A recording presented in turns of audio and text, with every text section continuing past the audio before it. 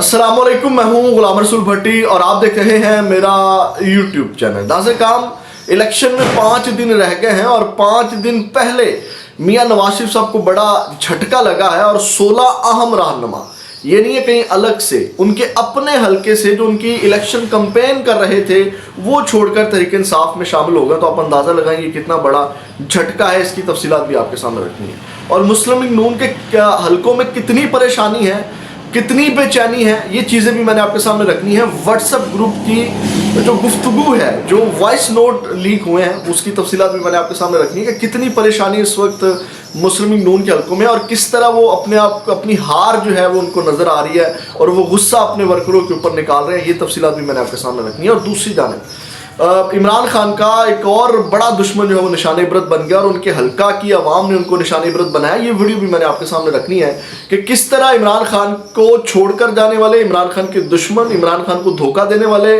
लोटे एक एक करके निशान इबरत बने। और कईयों को आपने देखा कि वो अपने हल्के में जाने के काबिल नहीं है, मुंह दिखाने के काबिल नहीं है, इलेक्शन से दस्तबरदार हो गए। जैसे राजा रियाज हैं, अपने बेटे को खड़ा कर दिया। इसी तरह और भी रहनुमा हैं, वो इलेक्शन में नहीं उतरे, इतना डर और खौफ उनको आवाम का था। तो नाज़िर काम, खबरें एक दो और भी बड़ी अहम है, वो भी आपके साथ शेयर करेंगे, लेकिन तफसीलात में जाने से पहले हमेशा की तरह आपसे दरख्वास्त, चैनल को सब्सक्राइब कर लीजिएगा, बेल के आइकन को प्रेस कर लीजिएगा ताकि हर वीडियो का नोटिफिकेशन आपको मिल सके। वीडियो को लाइक जरूर कर दीजिएगा।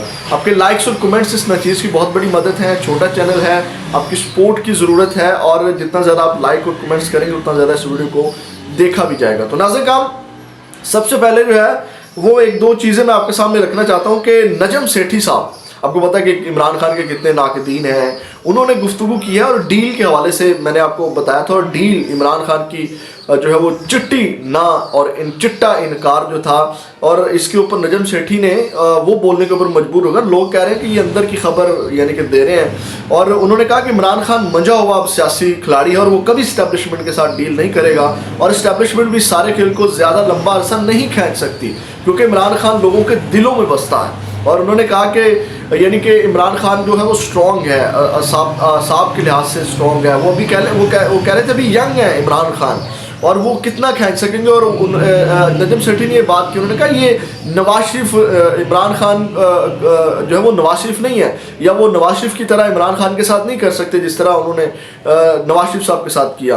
तो ये भी एक कह लें कि इमरान खान की मजबूती खबर है। और इसके साथ मैं आपको दे दूँ कि बड़ा भोंडा सा केस नाज़िर काम चलाया जा रहा था कि इद्दत निकाह केस, जिसका आज फैसला आएगा 1 बजे, आज फैसला सुनाएंगे जज कुदरतुल्लाह साहब। और ये 2 दिन का ट्रायल है, यानी कि एक दिन जो है वो 12 घंटे समाअत चली, कल 14 घंटे समाअत चली और 2 दिन के और टोटल 26 घंटों की समाअत में ट्रायल मुकम्मल हुआ।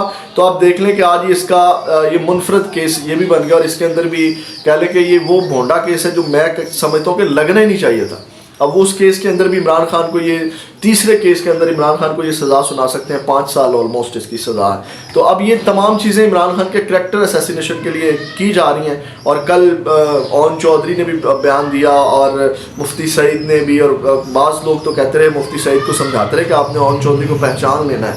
और उसके बाद जो उनका मुलाजिम है लतीफ़, वो इनके ऊपर जिरा हुई और आज इसका कल फिर फैसला महफूज कर लिया गया। आज 1 बजे फैसला सुनाया जाएगा। हो सकता है जब तक आप ये वीडियो देख रहे हो फैसला सुनाया जा चुका हो। नाज़िर काम, अब आते हैं जो परेशानी ही परेशानी है वो मैं आपके सामने रख देता हूँ। सबसे पहले तो इस वक्त मैं आपको सुनाऊं कि कुछ लोग धमकियों के ऊपर उतर आए हैं। अपने जो अपोजिट कैंडिडेट हैं उनके घरों में जाकर के अब एक वीडियो लीक हो रही है। वो मैं आपके सामने उसका थोड़ा जो कंटेंट है वो मैं थोड़ा शेयर कर देता हूँ क्योंकि वीडियो एक एक चलाऊंगा तो फिर वो वीडियो बड़ी लंबी हो जाएगी।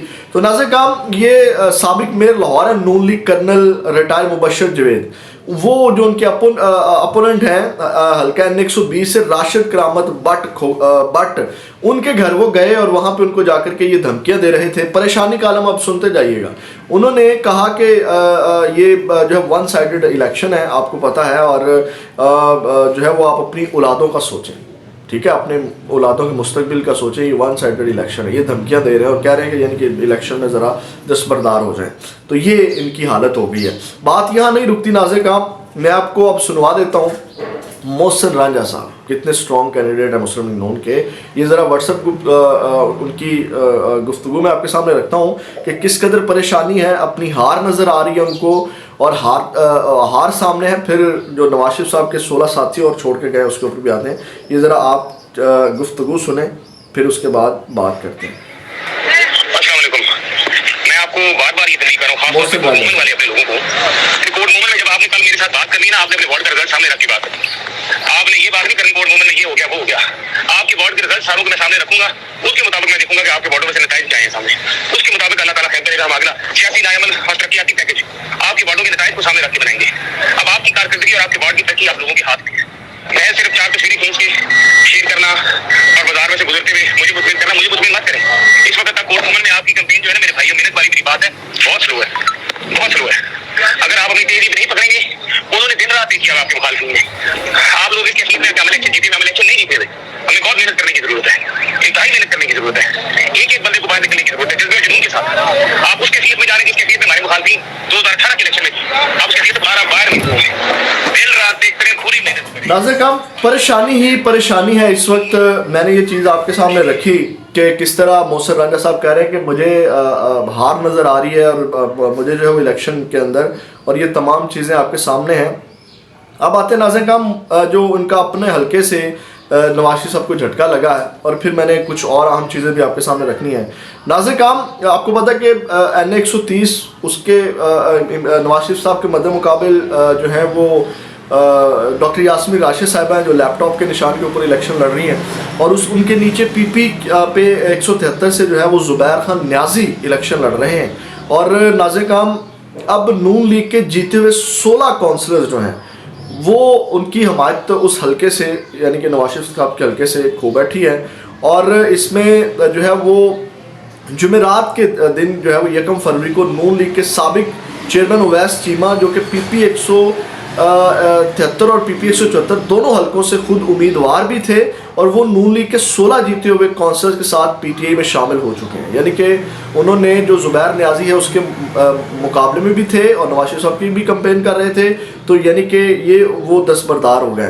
तो अब आप अंदाज़ा लगाएं, और अब जो है वो खुद आप सोच सकते हैं कि कितना बड़ा झटका है नवाज शरीफ साहब को उनके अपने ही हल्के से, कि उनका एक MPA का कैंडिडेट जो है वही उनको छोड़ करके चला गया 16 बड़े रहनुमाओं के साथ। ये 16 काउंसलर जो होते हैं ना, इनके बड़ा वोट होता है काउंसलर्स का, और ये जो है वो ग्राउंड लेवल के ऊपर जो है वो लोग इनके साथ बड़े जुड़े हुए होते हैं। ये नवाज शरीफ साहब को बहुत बड़ा झटका है।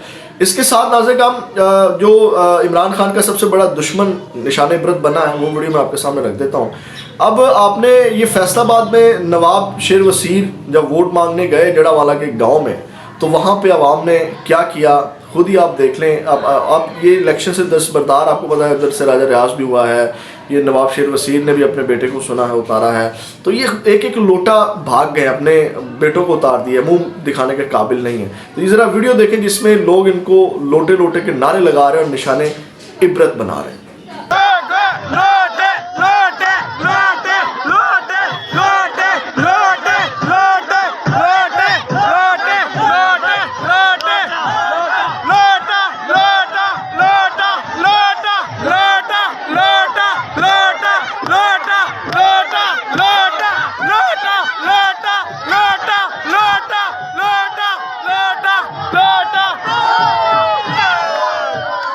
नाज़रीन साहब, आपने ये वीडियो देखी, ये इस वक्त इनका हाल है।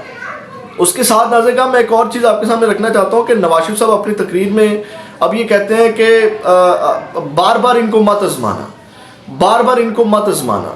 अब ये पता नहीं किसको कह रहे हैं बार बार मत आजमाना, क्योंकि अगर देखा जाए तो बार बार तो नवाज शरीफ साहब की गवर्नमेंट रही है, बार बार तो ये खुद ही आते रहे हैं। अब 1981 में ये वज़ीर ख़जाना पंजाब रहे हैं, 1985 में ये वज़ीर आला पंजाब रहे हैं, 1988 में फिर वज़ीर आला पंजाब नवाज शरीफ साहब रहे हैं, 1997 में वज़ीर आज़म रहे हैं, 1997 में वज़ीर आला पंजाब शहबाज शरीफ साहब रहे हैं, 2008 में वज़ीर आला पंजाब शहबाज शरीफ साहब रहे हुए हैं, 2013 में फिर वज़ीर आज़म पाकिस्तान नवाज शरीफ साहब रहे हुए हैं, 2022 में फिर इनके भाई की गवर्नमेंट आ गई। तो पता नहीं किन को कह रहे हैं आपने बार बार नहीं आजमाना, बार बार नहीं आजमाना, ये बात मुझे समझ नहीं आई। तो इससे आपने अंदाज़ा लगा लेना कि बार बार आपने किसको नहीं आजमाना, बार बार किसके ऊपर आपने एतमाद करके तो उन्होंने मुल्क का बेड़ा गर्क किया और फिर वो दोबारा आकर के क्या हाल करेंगे। ये अब तक यहाँ पर अपडेट से में आपके साथ दोबारा मुलाकात होगी। अपना बहुत ज़्यादा ख्याल रखिएगा, फीडबैक ज़रूर दीजिएगा। पाकिस्तान जिंदाबाद।